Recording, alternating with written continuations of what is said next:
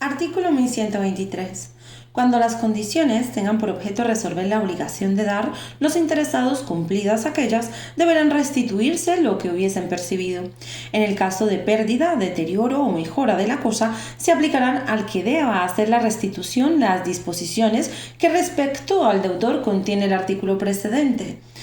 En cuanto a las obligaciones de hacer y no hacer, se observará respecto a los efectos de la resolución lo dispuesto en el párrafo segundo del artículo 1120. Artículo 1124. La facultad de resolver las obligaciones se entiende implícita en las recíprocas para el caso de que uno de los obligados no cumpliere lo que le incumbe.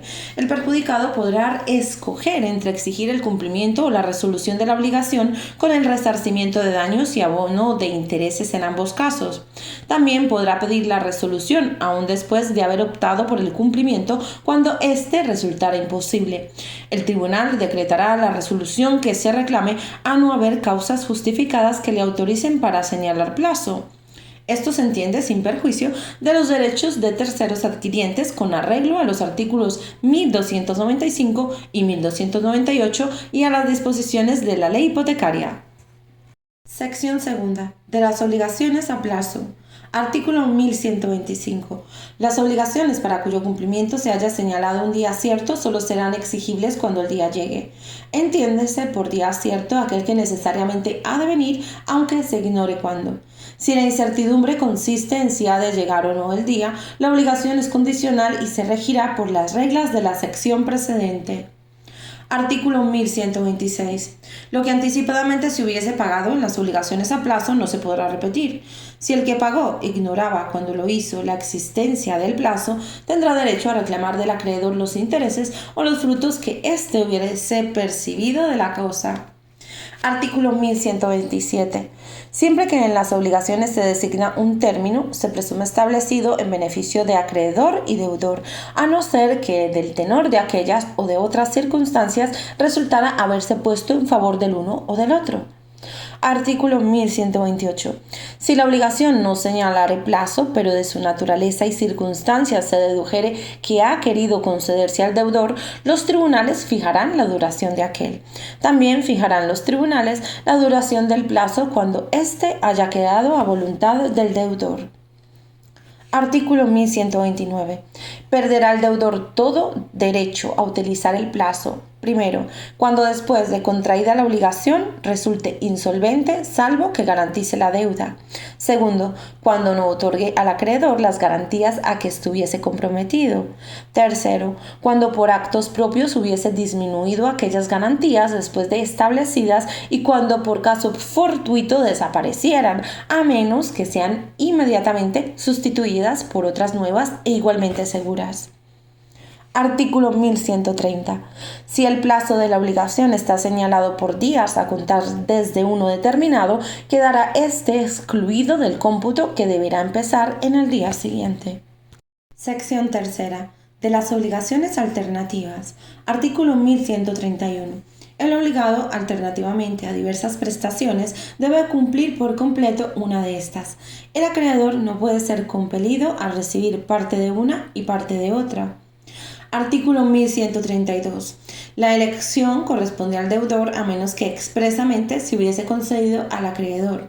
El deudor no tendrá derecho a elegir las prestaciones imposibles, ilícitas o que no hubieran podido ser objeto de la obligación. Artículo 1133. La elección no producirá efecto sino desde que fuere notificada. Artículo 1134. El deudor perderá el derecho de elección cuando de las prestaciones a que alternativamente estuviese obligado, solo una fuere realizable. Artículo 1135. El acreedor tendrá derecho a la indemnización de daños y perjuicios cuando por culpa del deudor hubieran desaparecido todas las cosas que alternativamente fueron objeto de la obligación o se hubiera hecho imposible el cumplimiento de ésta. La indemnización se fijará tomando por base el valor de la última cosa que hubiese desaparecido o el del servicio que últimamente se hubiera hecho imposible. Artículo 1136. Cuando la elección hubiese sido expresamente atribuida al acreedor, la obligación cesará de ser alternativa desde el día en que aquella hubiese sido notificada al deudor. Hasta entonces, las responsabilidades del deudor se regirán por las siguientes reglas. Primera, si alguna de las cosas se hubiese perdido por caso fortuito, cumplirá entregando la que el acreedor elija entre las restantes o la que haya quedado si una sola subsistiera. Segunda, si la pérdida de alguna de las cosas hubiese sobrevenido por culpa del deudor, el acreedor podrá reclamar cualquiera de las que subsistan o que el precio de la que por culpa de aquel hubiera desaparecido. Tercera, si todas las cosas se hubiesen perdido por culpa del deudor, la elección del acreedor recaerá sobre su precio. Las mismas reglas se aplicarán a las obligaciones de hacer o de no hacer en el caso de que algunas o todas las prestaciones resultaren imposibles.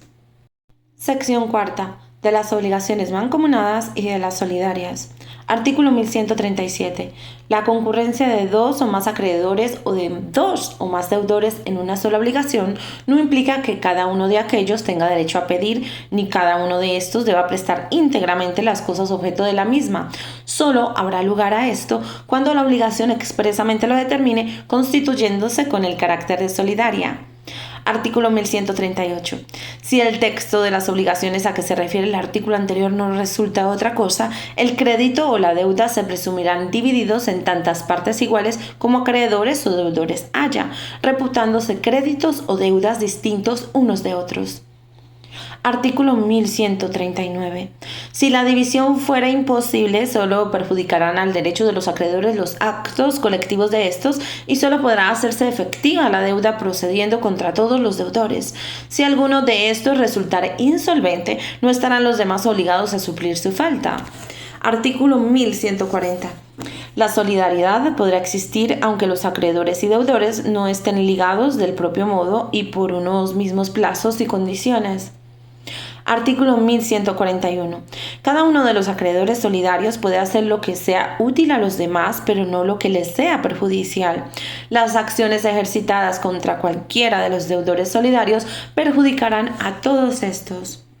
Artículo 1142. El deudor puede pagar la deuda a cualquiera de los acreedores solidarios, pero si hubiere sido judicialmente demandado por alguno, a éste deberá hacer el pago.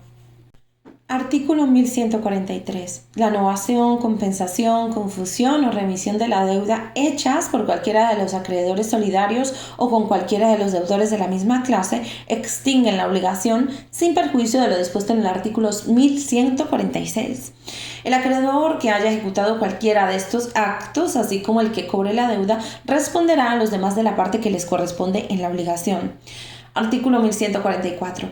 El acreedor puede dirigirse contra cualquiera de los deudores solidarios o contra todos ellos simultáneamente. Las reclamaciones entabladas contra uno no serán obstáculo para las que posteriormente se dirijan contra los demás, mientras no resulte cobrada la deuda por completo. Artículo 1145.